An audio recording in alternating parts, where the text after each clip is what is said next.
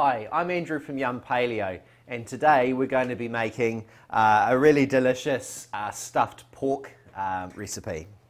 So anyway, to get started, what we have, we're going to be cooking this with just a really simple side of broccoli. But what we started with is a couple of pork tenderloin fillets, so really nice, yummy, free-range fillets. And I've got two of those, and what we're going to do is we're going to slice into those, beat them out a little bit to flatten them, and we're going to stuff them with some delicious free-range pork, some mushroom, and some basil pesto, as well as a couple of other little treats.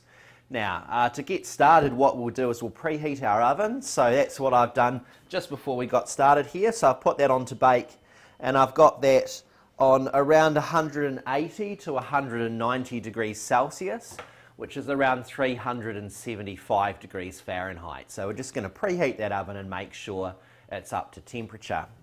In addition to that, we're going to be cooking them just in a fairly standard dish like this. So anyway, let's get started. What we want to do is just run a sharp knife down the two of these fillets and cut into them, so we've got somewhere to put the stuffing filling. So just being a little bit careful with your knife, we're just going to slice in there, but be careful not to cut right through. Be careful not to slice your fingers too. So there we have that, and that's just nicely flattened out. Now we don't want to tenderize it too much, so I've got a mallet here, and it's got, usually these meat mallets have two sides on them. They have the serrated side, which when you whack into it leaves a really cool little imprint on your hand or on your head. Otherwise we've got the flat one. So really what we want to be using is the flat one on this pork, because already pork by its very nature is quite a tender meat. So we're just going to move that knife out of the way so it doesn't bend too much.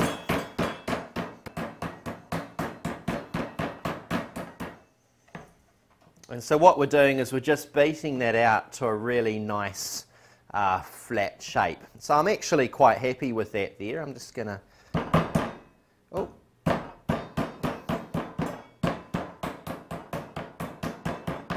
Just beat out the thicker parts. Really good way to take out your frustrations. So I'm just going to do that with the second piece as well. So just run that knife down.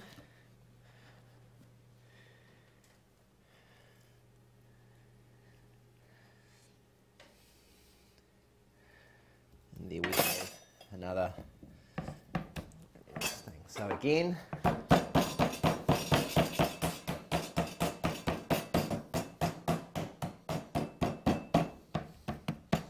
okay, I'm generally quite happy with those. So we've got two fairly decent sized fillets there, and what we're going to do is we're going to pan fry this bacon and these mushrooms before we put them in. Now a quick word on the pesto. Obviously with normal pesto that you might buy from the supermarket, it would have Parmesan cheese in it, and it would have pine nuts or something like that. What I have done with this, obviously we'll take the Parmesan cheese out, because that's the dairy is not a paleo component that we can use. But what I have here is about a cup of basil leaves, or basil, I think some of you guys call it, about a third of a cup of oil, and about just over a third of a cup of walnuts. So it's just a really simple one, and we just whiz that up. You can do this in a coffee and spice grinder, though you sort of have to do it in smaller batches, but otherwise if you've got a wee food processor, this is the kind of one that plugs on the end of your blender, and it's fantastic to do. The really good thing with doing pesto is that if you have too much, what you can do, you can either keep it in your fridge, or a really clever way of storing it is if you've got ice cube trays, you can, if you're making a big amount in a food processor or a kitchen whiz, You can put these into ice cube trays and you can freeze them into pieces, so that way you just bring out as much as you want to use it. Because the tricky thing with this is it will go mouldy where the oil's not touching, so you need to sort of keep on top of it. If you leave it in your fridge, it will go a bit funny, so you make sure you keep it topped up with oil. So really simple, really fresh. Always a big proponent of making it yourself if you can, because you know exactly what you're putting in it. And so that's, like I say, basil leaves, a little bit of pepper, some olive oil and some walnuts. So really, really simple to do. Anyway, so let's just leave those to one side there. I'll grab our other chopping board out because I don't want to move our pork. And what we're going to do, so we're just going to have 3 rashers here, and I'm just using middle bacon today, but it really doesn't matter what kind of bacon you choose to use. These are just rashers I came across at our local butchery, and so yeah, you know, shoulder bacon, streaky bacon, really doesn't matter. What we're doing with it is we're chopping it into small pieces. So just going to run the knife through that, because the idea is, with it being part of your stuff or your stuffing that's going inside this pork fillet, we don't want it too chunky. It's going to shrink up a little bit as we cook it as well. So we're just basically cubing it into small pieces, and we're going to do much the same with the mushrooms once we get this started. So there we go with the bacon. So what I've got behind me, I'm just going to set that element going on the gas ring. Ease that temperature down a wee bit, just bring the lid off, and we're going to put a little bit of oil in there just to lubricate the bacon.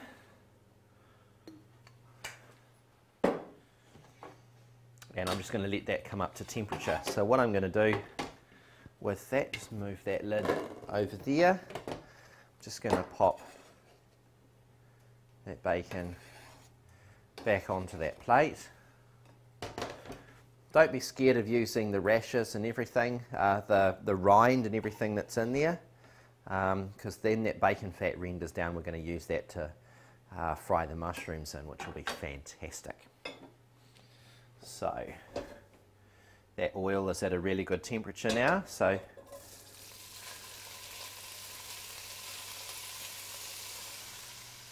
pop that in.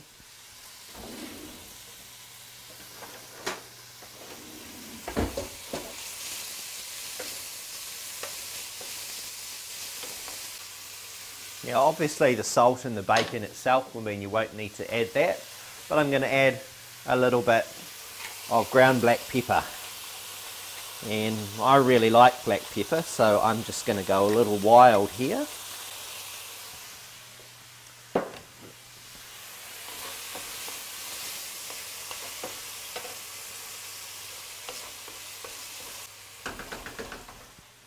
So, oops, missed those little pieces.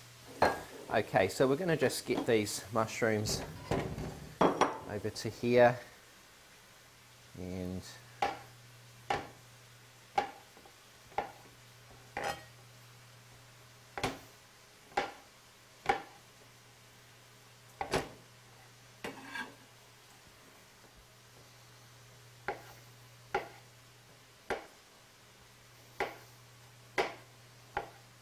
now for some people you may want to throw these in the food processor.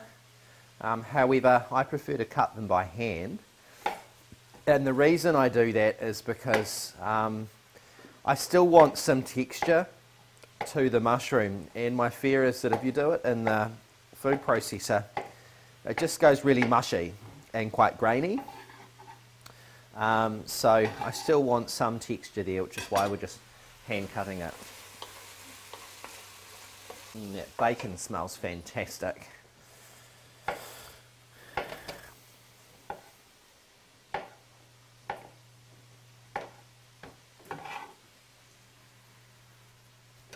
And again with the mushrooms, we're sort of, I didn't actually mention the quantities of mushrooms that we're doing here. I'm using sort of 12 to 15 mushrooms, so not a huge amount, and it really depends on your personal preference. Some people may want to take a little bit of the mushroom out and add some apricots. So you can add some apricot, or you could add some plum, those sorts of things as well. But for today, for this recipe, we're going to be doing it with mushrooms. Just keeping it really simple.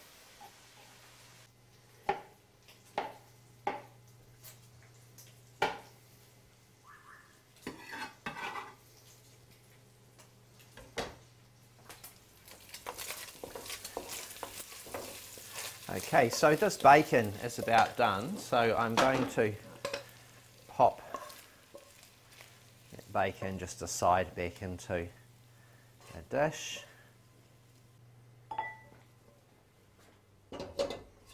Pop that pan back on, and then we're just going to put that mushroom in and set that going.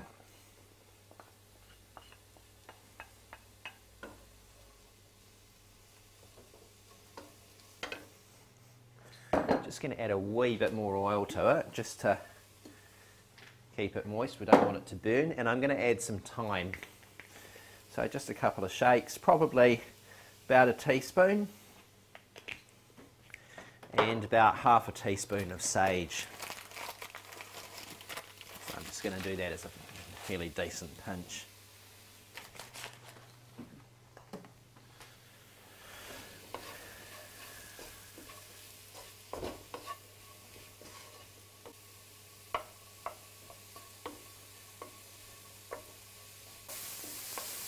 So this isn't going to need too much sautéing. So you just got to keep an eye on it. Preferably don't walk away from this.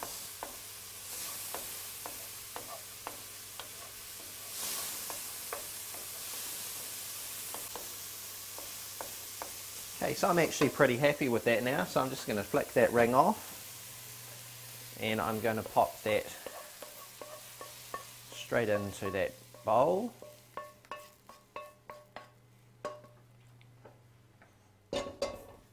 So we're also going to add the bacon, and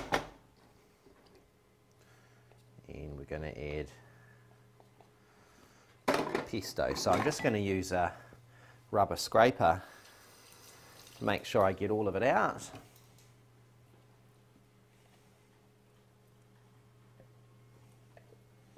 And the really cool thing with the pesto is it just helps bind everything together as well.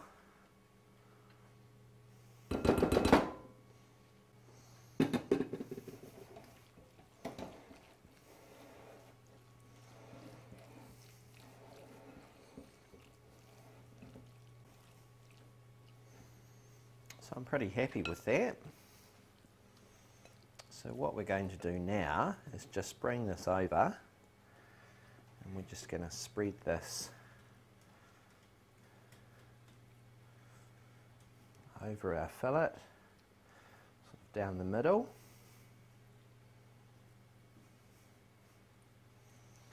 The trick here is not to spread it too thick, as you want to be able to get the sides of it done up. So you sort of spread it towards the centre. Make sure you've got enough for both.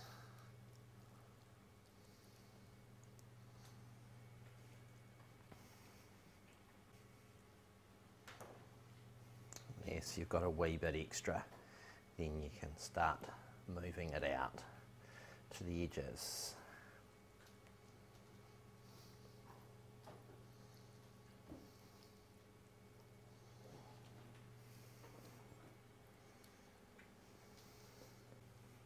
So that oven should be at temperature now. In fact, it would have been for quite some time.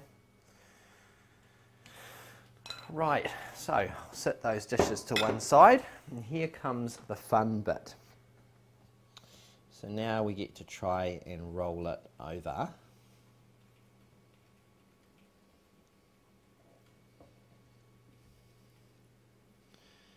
You kind of got to get your fingers into this. And roll it like so. Get your fingers under it, because that leading flap, that leading edge, what we're going to want to do there is bring it over so that leading edge is across the top. Now it's going to throw a wee bit out as you do that, so the trick there is just to get your fingers in there and stuff it down. Now I should have actually soaked some of these toothpicks, but I'll just do them now like so. They just need a bit of water on them. Whoopsie daisy. So if you're organised, you just soak some of these toothpicks, and that's just so they don't burn, and you're just going to poke them into the fillet, and that's just going to help hold that flap down.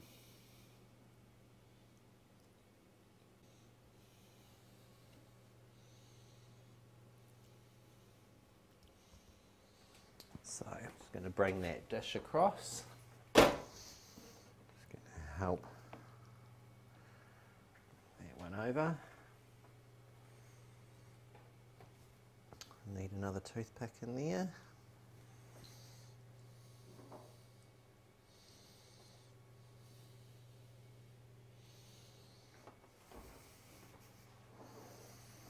Okay, and then we get to do it all again with the next one. And that's why we want you to beat the pork out,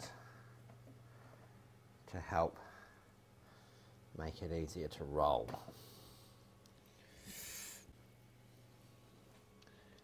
And then we're just going to grab some more of these toothpicks. So it's a bit of a gooey job. Oops, broke that toothpick, so I'll just pull that one out and do that one again.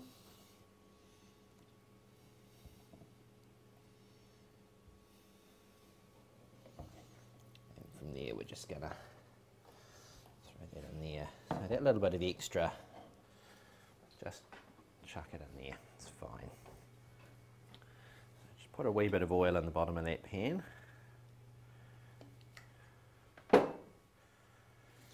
Clean those fingers up.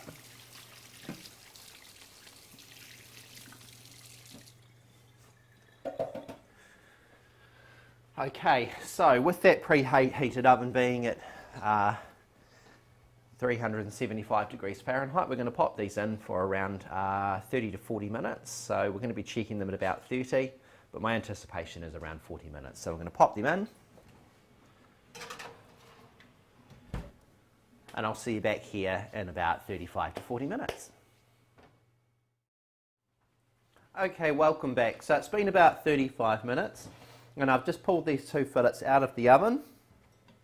And I'm just going to show you as we slice into them. I'm just going to pull that toothpick out.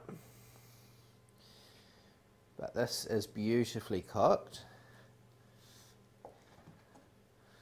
And as you can see there, just got that beautiful amount of filling just rolled right through it. So really, really nice. And I've just served that with a little bit of steamed broccoli. So there we have it. That's our stuffed pesto pork fillet. So I really hope you enjoy that, and look forward to seeing you back here for our next delicious paleo recipe. See you next time.